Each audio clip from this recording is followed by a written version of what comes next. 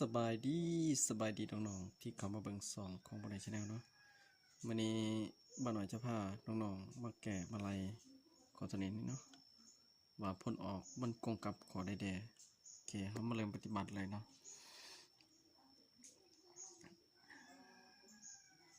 อีกกำลังสองลบสี่ส่วนให้อีกกำลังสองบวกอีกลบให้หกโอเคเขาแยกเลยเนาะตัวนี้เขาก็ได้อีกบวกสองกับอีกลบสองส่วนให้อีกบวกสามคูณให้อีกลบสอง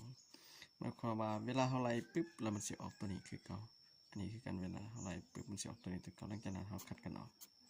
แสดงว่าผลออกของมันก็คือคอนี่เนาะกงกับคอ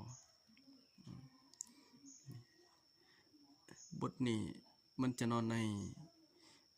ข้อที่สองของหัวบทสอบเสียงสุขยัน2024-2025เนาะอันนี้ฝากให้น้องๆนำไปศึกษาเบิ่ง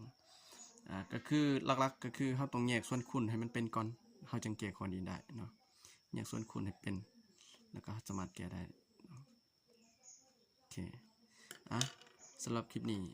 ขอบใจผู้ที่เข้ามาเบิ่งมาชมเนาะ